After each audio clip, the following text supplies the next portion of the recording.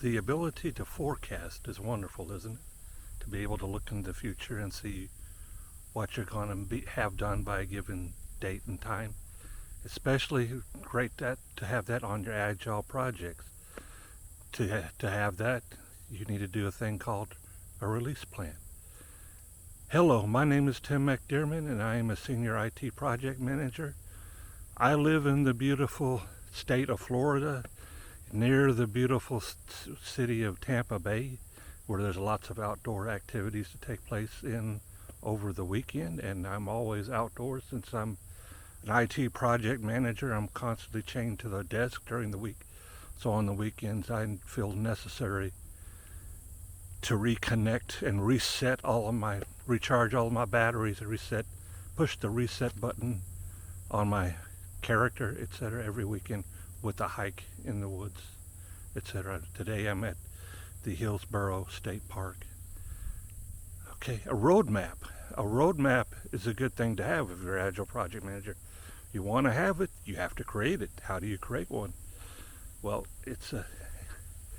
you have to you put together a product backlog first, because it's based on a product backlog, and it's based on knowing the remaining level of effort, usually measured in story points, the remaining points that need to be worked on.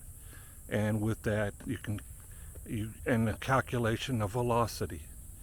Velocity is an estimate of the number of story points that you can complete in a sprint, a single sprint. With that information, you can kind of project forward and create a release plan.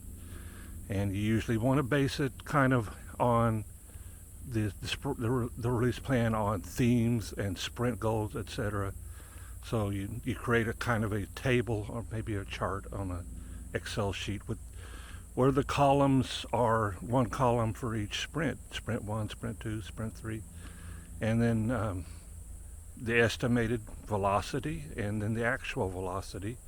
So you kind of need to track those every sprint to see if you're moving faster, then you might complete your release of your whole product sooner. If you're moving slow, that may be an indication that there's something going wrong and you need to make some adjustments, etc. But you can use a roadmap to track that, so you have columns rows on that release plan for the actual and the estimated velocity, so you can kind of keep comparing the two.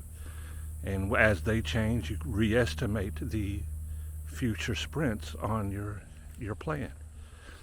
But you use that to create, and the other column, the other row would be the themes and the goals for each sprint that you plan on completing at the end of that sprint. One column per sprint that you're planning up until the final release of the product.